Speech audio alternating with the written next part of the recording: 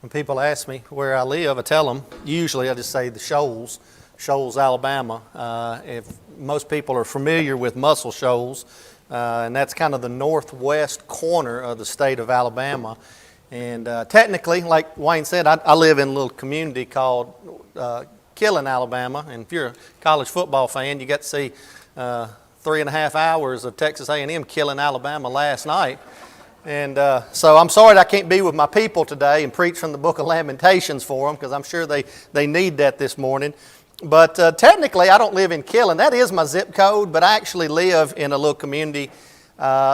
It's called Center Star, but it really is known as Frog Pond. Where I live, everybody calls it Frog Pond, and you can guess why. It used to be a frog pond. And with we got 10 inches of rain on Monday and Tuesday of this week, and so it is literally a frog pond again right now. But that's where I live now. But I'm actually from Tennessee. I'm from Pulaski, Tennessee, southern middle Tennessee. And these beautiful mountains here that y'all get to see every day, I live in the foothills of those. If you look on a map, Appalachia ends in my hometown. It ends in Giles County, Tennessee, which is where I'm from. And y'all have made me feel very at home already. You may not even realize it. I got to the hotel. Thank y'all for the accommodations. It's always great to have a hot shower and a warm bed and free coffee. That's my favorite part about being in a hotel, is all the free coffee you want. You don't even have to make it. You just go down there and fill your cup up. And then Wayne brought over a basket last night of goodies full of Sprite and water, and got a pair of socks. My wife's already laid claim to that pair of socks, though, when I sent her a picture of it. And you taking care of me, just like my house, 3 boxes of Little Debbie's. I feel like home. And as if I didn't feel home enough, I get in the car this morning to head over here. I turn on the radio, and I kid you not, the first song that comes on the radio was Dolly Parton's Mule Skinner Blues. And I was like, this is home. I just feel like I'm at home, because that's the kind of stuff you would hear if you were hanging around my house. I said that my people, because of football, are lamenting this morning because of Alabama getting beaten. I want to talk about that a little bit, not college football, but about the difference between joy and happiness. We often use those words interchangeably, and admittedly, there is a sense in which they are synonyms. But if we're talking about the way the words are used biblically, they have very different meanings. Happiness is fickle. Happiness is up and down. Happiness is like watching the stock market. It's up today, it's down tomorrow, it's up today, down tomorrow. And that football game yesterday was a perfect example. And I'm sure maybe some of y'all are football fans as well. And that's a good description of what happiness is like. Happiness is like a surface emotion that is very volatile. Circumstances are constantly changing happiness. For example, if you're watching a football game and your team is winning, and it comes down to the last few seconds, and the other team lines up to kick a field goal, and you're happy because you're going to win the game in 5 seconds. And then you see the ball up in the air, and it goes to the uprights, and guess what? That quick, you're not happy anymore, are you? Now you're sad. Now you're mad. Now you're in a bad mood. But wait a minute, there's a flag on the play, and they're bringing it back. Hold on, it didn't count. They got to do it again. Now you're happy again because we hadn't lost yet. We might still win this thing. And so they move them back 5 yards, and they kick it again, and it goes through again, and guess what? Now you're not happy again. Isn't that a pretty good description of happiness? It's here, and then it's gone. It's constantly being affected and shaped by circumstances. That is not joy at all. In fact, I'll just tell you right up front that our premise for this whole series this week, our thesis statement, if I was writing a paper for school, this would be my thesis statement. And I intend to prove it to you this week from the book of Philippians. Joy has nothing to do with your circumstances. Nothing whatsoever to do with your circumstances. Now, I will admit that is a tall order to convince somebody. But I believe the book of Philippians will prove it to us without a doubt. Joy is not affected by circumstances. We'll talk a little bit more about joy in that way in just a few minutes. But one of my greatest joys, personally, over 25 years, has been leading singing at Vacation Bible School. I love it because the kids are always so enthusiastic, and that's one of the reasons that I love leading VBS songs, is because the kids just, they go all in. There's no I've never heard half-hearted singing from kids at VBS. Now, I've heard half-hearted singing from adults in worship many times. You ever been in that setting? Where the song is just dragging so bad you feel like you need to pick it up and help carry it forward because there's just no zeal, there's just no emotion, there's no enthusiasm. Kids are not like that in VBS. And without a doubt, one of the favorite songs of VBS is I've got the joy, joy, joy, joy down in my heart. I'm glad you started with that, and I'm glad I heard some people go, where? Because that's part of the song. You know, the kids buy in. I've got the joy, joy, joy, joy down in my heart. And when kids sing that, I believe them. When we grown-ups sing it, I don't always believe us. In fact, I think if we were going to write a more accurate depiction of the song, we might sing something like, I've got the anxiety, anxiety, anxiety down in my heart. I've got the fear, fear, fear, fear down in my heart. Anger, dread, frustration down in my heart to stay. Now, when I say that, let me qualify that statement with this statement. I'm not saying that's wrong. I'm not even saying it's bad. In fact, I would say it's natural. It's natural that we humans experience all of these different emotions. And those emotions are not wrong. God didn't create us with bad emotions. All our emotions have a purpose. They have a value. They have a reason. But just because they're gifts of God, it doesn't mean that those gifts can't be turned into curses if they're not used properly. And even though we might understand that anxiety and fear and dread and anger and frustration and whatever negative emotion you want to attach, even though we know that these are all natural, normal emotions, I think we would be in agreement in saying we don't want any of those things down in our heart to stay. It's okay that I experience those emotions, but I want them to be more like happiness. They're on the surface. They're things that I experience in the moment because of the circumstances, but that's okay because I know how to deal with them and process them and then continue on. I don't want them taking root in my heart. I don't want them becoming defining characteristics. It's okay that those things are emotions. I don't want those things to be characteristics. And so, what we're going to try to do this week, and especially even this morning in the worship hour, is talk a little bit about how we can actually cultivate joy in our lives. Like, what are some things that we do? I'm a big proponent of, whenever we're teaching the Bible, not just to teach information, but to give us application. And I know Wayne remembers this. We had a teacher in school named Billy Bland, and he used to use this expression all the time.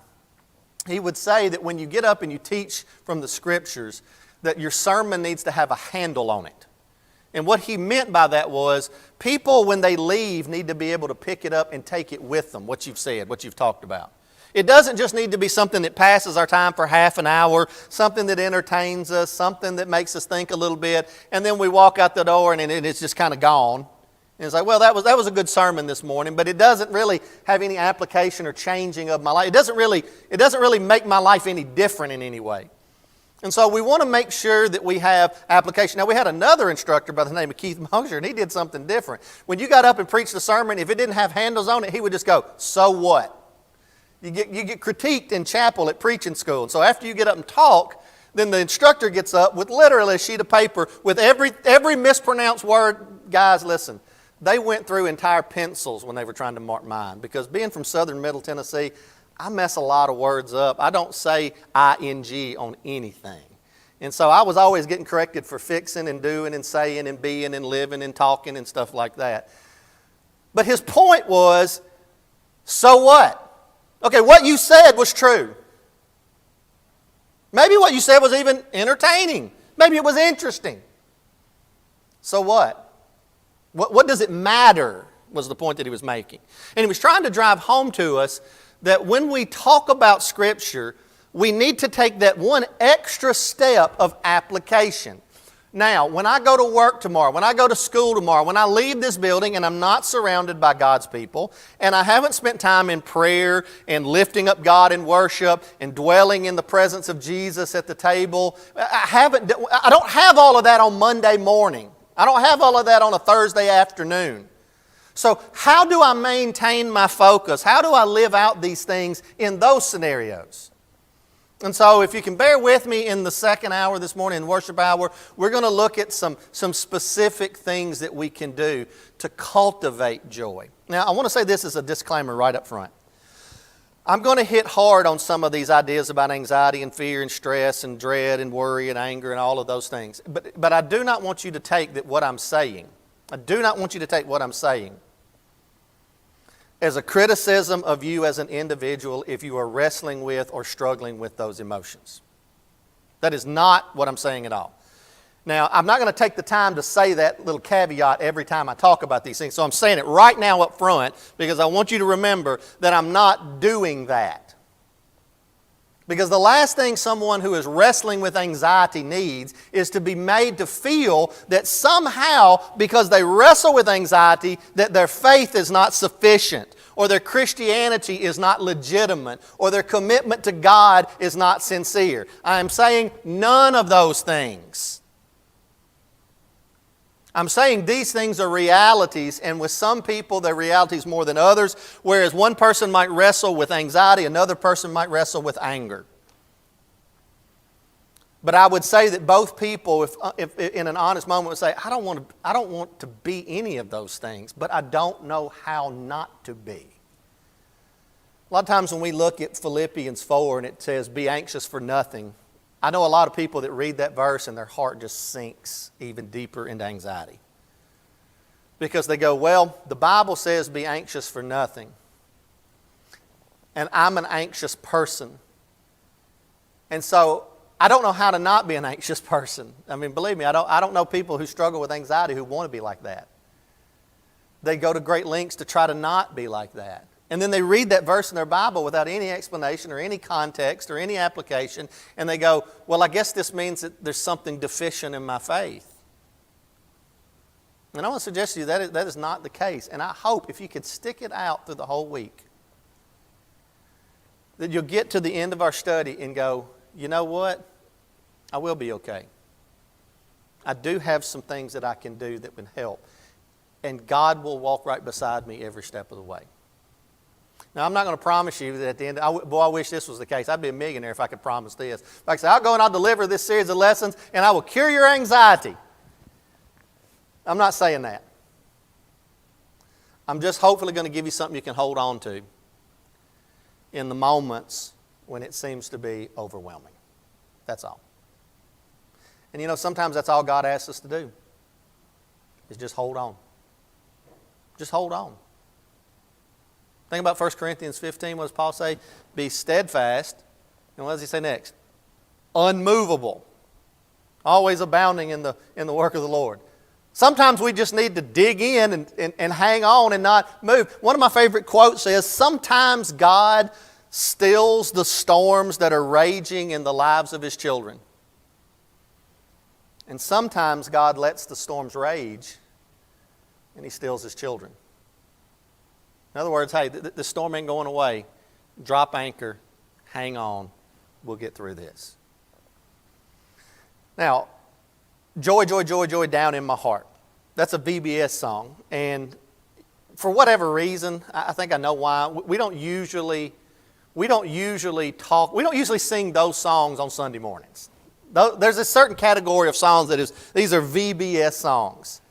And I think it's because, we would say, well, they're kind of childish, they're kind of immature, silly, goofy, funny, and that's why we grown-ups don't sing these like on Sundays. It's reserved for this special time for children. And I would say this, yes, some of those songs are childish, but all childish means is in the manner of a child.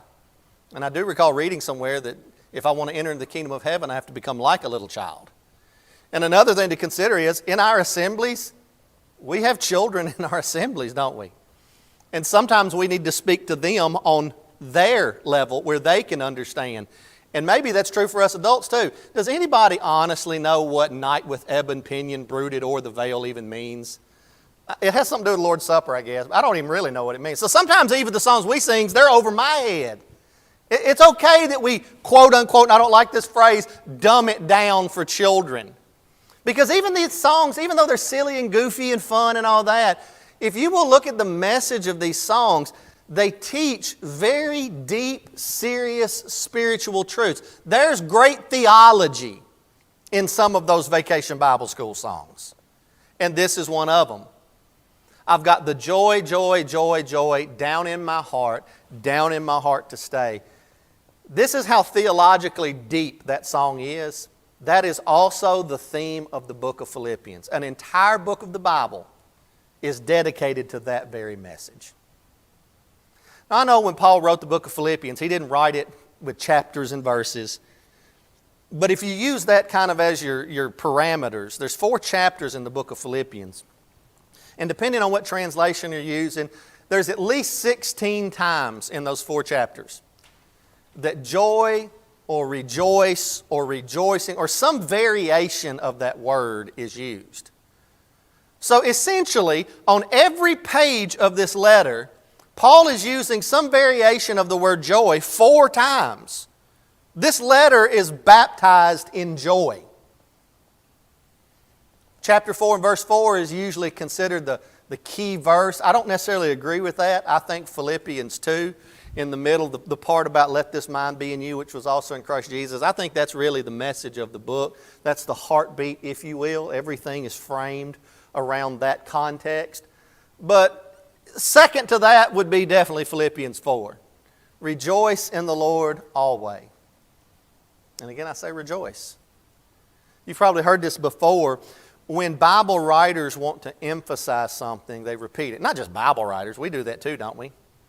You ever repeat something to your children? Or in my case, does your spouse ever repeat anything to you to make sure that hey, this is important. I need you to hear this.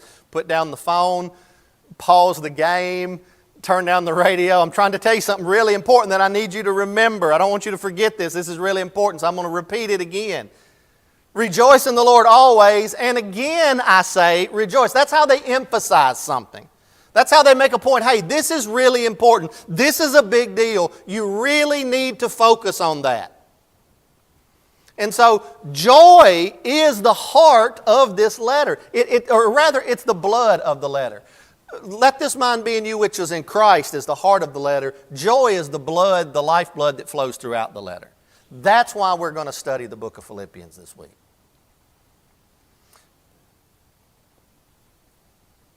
Here's the funny thing about us grown-ups. When you think about being a child, I don't know if you're, and I understand, look, everybody has different experiences. Some people have childhoods that they don't want to remember, and I understand that.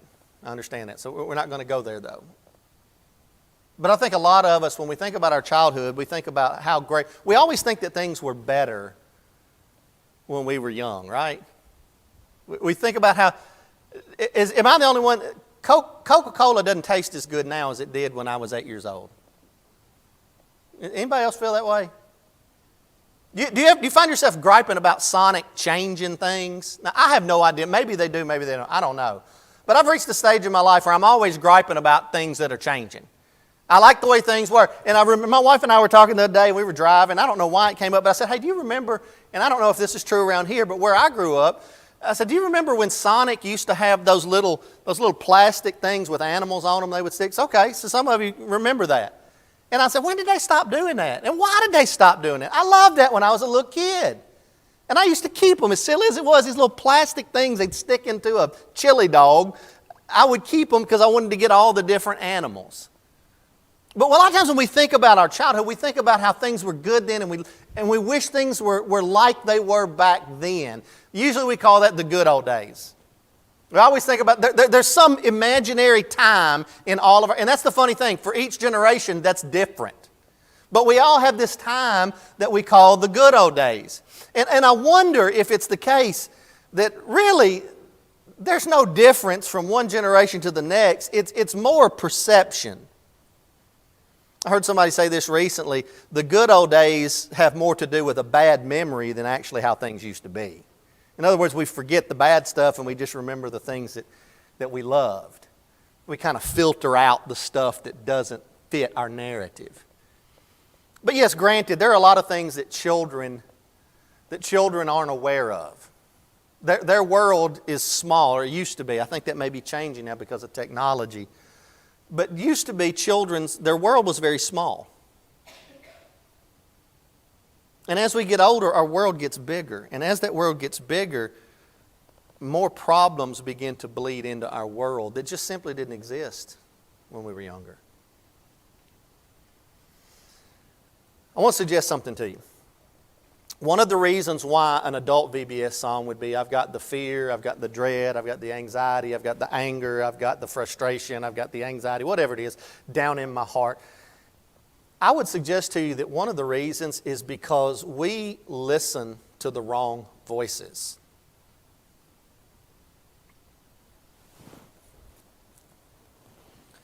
The last 200 years of human history worldwide, in virtually every measurable negative category, we have improved. Now, what are you talking about? I'm talking about illiteracy. I'm talking about famine. I'm talking about poverty. I'm talking about war. I'm talking about access to clean drinking water, to health care. I mean, when I'm talking about these negative categories, just think of all the things that you think of that are bad and wrong in the world.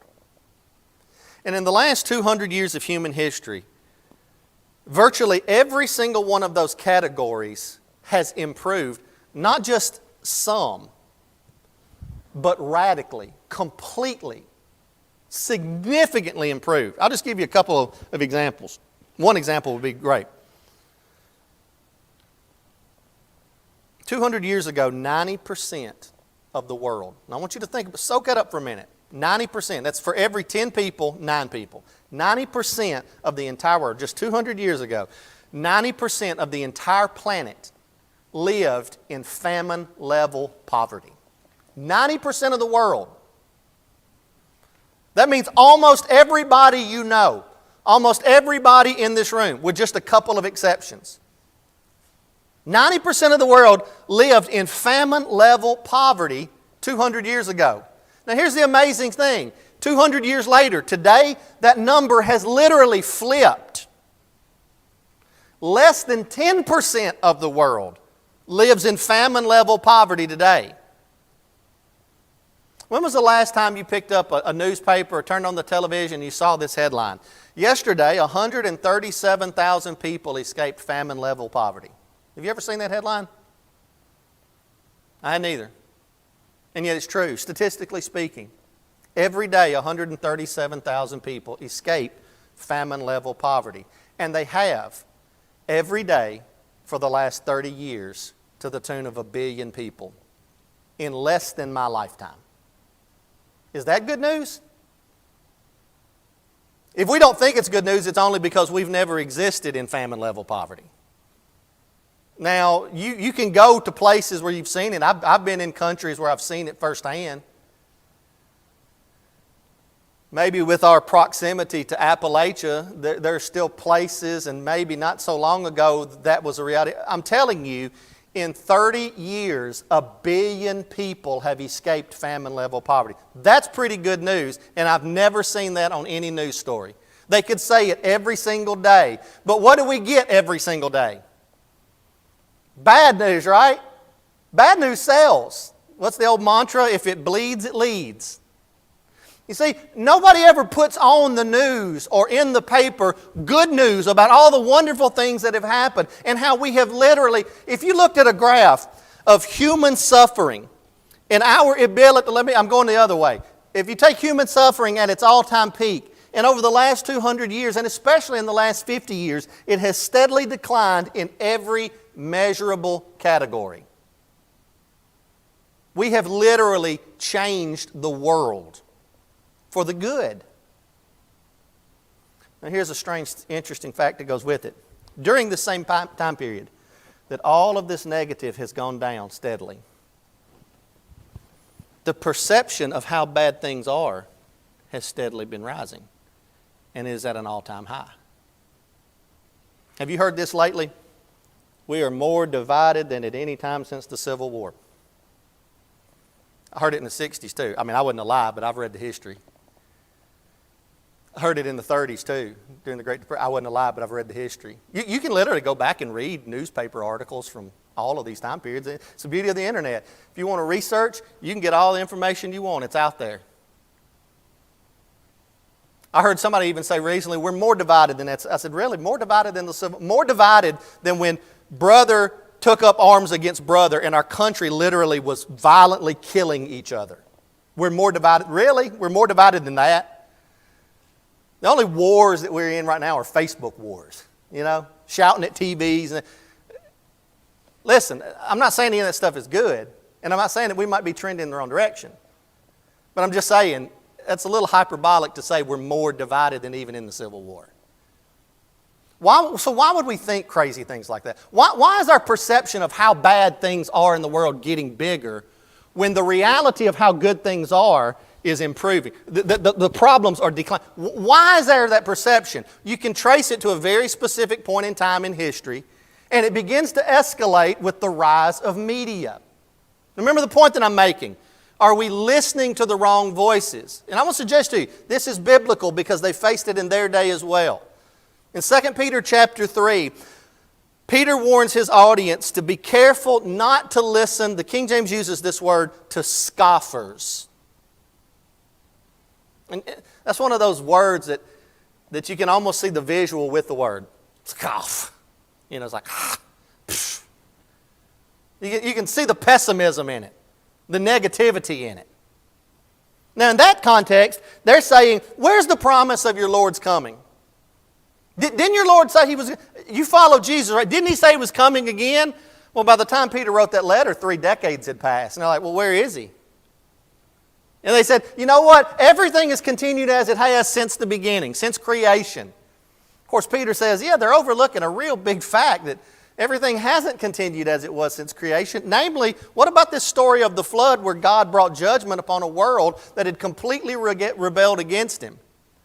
And they're ignorant of that fact. It was willful ignorance because He said there was evidence of it, but they chose to ignore it. You catch that? They chose to ignore it. He says, for of this they are willfully ignorant. Now, ignorance is not a bad thing. Ignorance just means that you don't know something. That's all the word literally means, to not know. And we are all ignorant of an unlimited number of things. There's so many things that we're ignorant about. Now, the danger is oftentimes we're ignorant and we think we're experts. You know what the definition of arrogance is? Ignorance plus confidence. We think we know things that we don't know.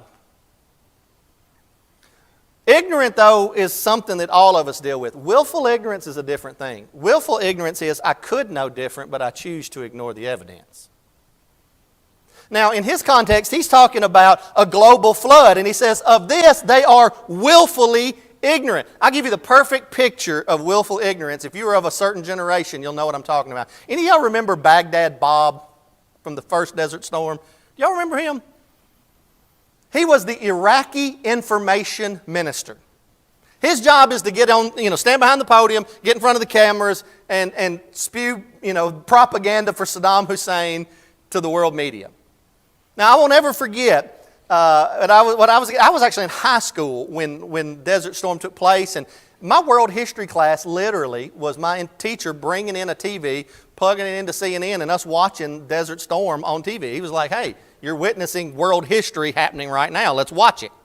And so then we talk about it. But I remember Baghdad Bob, and they did this one thing on CNN where there was a split screen, okay? And on the one side, there's Baghdad Bob, and he's in his uniform, and he's got these officials behind him, and he's standing in front of this podium, and he's talking, and he's saying, this is what he's saying to the media. The infidels are killing themselves in the desert. They are throwing down their weapons at the borders of Iraq, of Baghdad. Now, while he's saying this, CNN is showing a split screen, I kid you not, literally, of U.S. soldiers pulling down the statue of Saddam Hussein in Baghdad. I want to ask you a question. Do you think that Baghdad Bob didn't know that was happening? Do you think that he didn't know that the city of Baghdad had already fallen? Of course he knew. So why was he on TV saying all this other stuff? Why was he saying the exact opposite? willful ignorance. It's kind of like a child. You ever played hide and seek with a kid? If you play hide and seek with a kid, they think if they can't see you, you can't see them, right?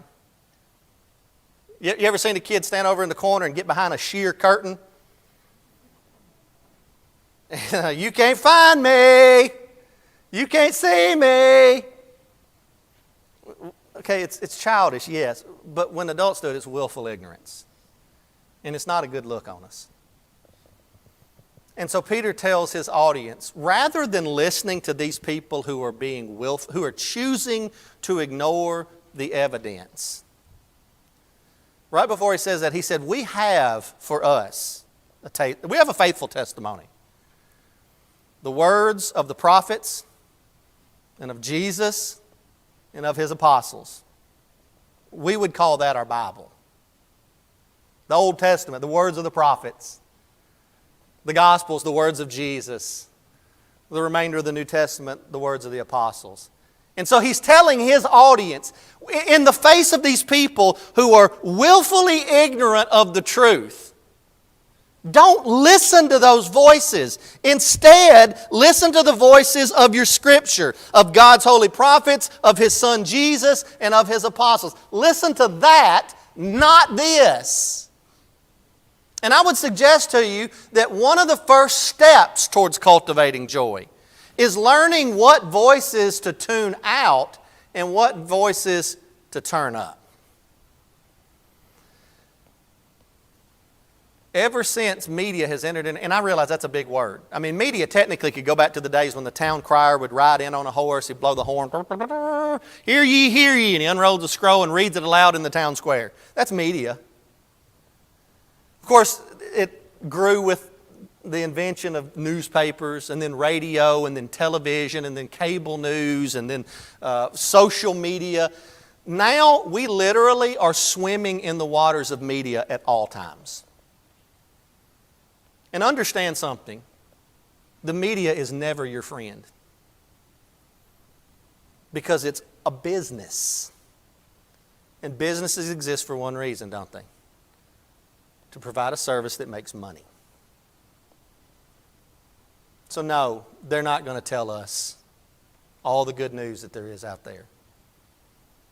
They're going to tell us what will make us angry, what will make us scared, what will divide us, what will frustrate us, what will give us anxiety, because that's the stuff that gets a reaction out of us. And when we click, when we turn on, when we turn up, then that's money in the bank. So what I'm going to suggest that we do this week is we tune that mess out and we tune into this. We often talk about the gospel. Don't ever forget what the gospel is. The word literally means good news. What is the good news? That in this world of rebellion and suffering, God entered into it in His Son Jesus and transformed it. All of those things that we're talking about, all of those improvements that have gone on, all of the good that has come, it was born of Jesus, the Son of God, coming into this world and saying, I'm going to show you a different way. I'm going to show you a way that will be different. It's not like you've never seen it before. You've never heard it before. There's no kingdom on earth that has preached this message that I'm going to preach to you, but I'm telling you, this is the will and the wisdom of God. And so the prophets alluded to it, Jesus introduced it, and His apostles are continually reminding us of it through their writings. And so that's what I'm going to ask you to do this week. Turn down the voices that are causing the anxiety and the fear and the frustration and the dread and the fill in the blank. And turn up the voices that are bringing the good news. Turn up the voices that tell you you can rejoice always. Not just on good days. Not just when things go your way. Always. Because joy has nothing to do with circumstances. I grew up on a little place called Chicken Creek. And on Chicken Creek, we literally have a creek there called Chicken Creek. And but Chicken Creek it doesn't flow all the time. It depends on the time of year. In the summertime, when it gets really, really hot and really, really dry, Chicken Creek will get so shallow, I mean, you couldn't baptize a frog in it. I mean, there's just not much water there. I was at my daddy's house on Chicken Creek yesterday before I came up here, and just a day or two before, so much rain had come down, rolling off those hills. I told you we live in the foothills of the Appalachians. So much water had run off those foothills that the creek was out of its banks and flowing all over Daddy's yard, and it's literally surrounded our house before when we lived there. I want to suggest something to you. The difference between happiness and joy is the difference between a creek that fills up when it rains and dries out when it dries, and a spring. Because see, also on Chicken Creek there's a spring. Up on the hill behind our house there's a spring. My grandparents, when they lived there, they never had city water. All the water in their house was fed from a gravity flow off of that spring. And that spring has never gone dry. It's never gone dry. The creek has gone dry many times. The spring has never gone dry. That's the difference in joy and happiness. Happiness is like when it rains and it fills up the creek, and then it stops raining and it dries out, and then the creek dries up. Joy refers to a deep-seated contentment of the soul. It's not a surface emotion. It's something from, to borrow the line from the song, deep down in my heart. And so yeah, weather changes. Sometimes it gets hot, sometimes it gets dry. Hey, spring keeps flowing. It's what Jesus was talking to the woman at the well about in John 4. He said, you know what? I have water that I can offer you that you will never be thirsty again. She said, I want that because I'm tired of having to come out here every day and fill these jugs up from this well. I want water that'll ever flow. Now, she was misunderstanding what he was talking about because he was talking about the water of life. But he says it will be springing up from within you. From deep down in your heart. And he says, and I'm the only one who can give that to you. You can't find it anywhere else. Happiness, you can find happiness.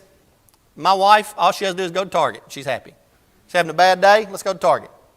Go to Target, go to Starbucks, she's happy. We can find happiness anywhere and everywhere. Happiness is easy to come by. But happiness doesn't last. Happiness is like a puddle. When it rains, it'll fill up. When it stops raining, it'll dry up. That's happiness. Joy is like a spring that never stops flowing no matter what is happening around you, in you, or to you. Wouldn't you rather have that? Wouldn't you rather have something that could sustain you in those moments? Because listen, I don't have to tell you, you've lived long enough. Bad stuff happens. Bad things happen. And they hurt. And they will pull you down. I need something that'll keep me afloat when all the happiness dries up. Now I want to close with what I was saying just a moment ago. It's all about what we listen to.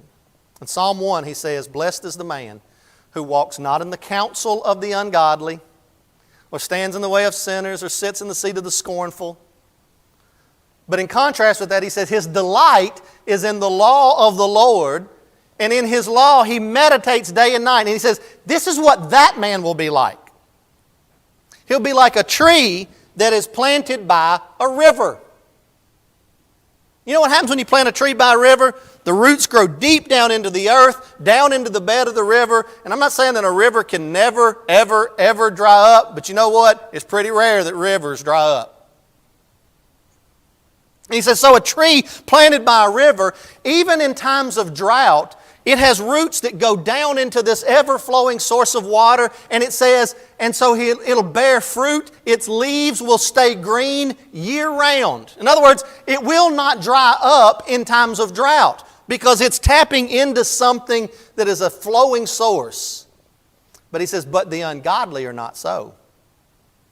They're like the chaff that is driven with the wind. Dry husks that just get blown like tumbleweeds. And whichever way the wind is blowing, that's the direction they move in. That's the difference in happiness and joy. And the difference is who we listen to. If you think you're going to find joy anywhere other than right here, remember, rejoice in the Lord. There's a location for this joy. Rejoice in the Lord. If I plant my life in Christ, that's where the roots can get down to this river of life, this water of life, this wellspring that is constantly bubbling up. It's in Christ.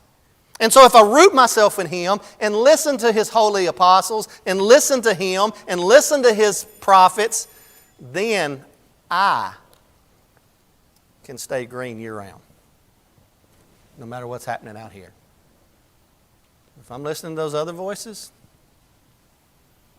well, when things are good, I'll be good. When things are bad, I'll be bad. I'll be blown to and fro with the winds. That's what we're going to study this week. I truly believe this book can help us make our lives better and help us bring joy to the world. Thank y'all for your time. Look forward to studying this great book with you this week.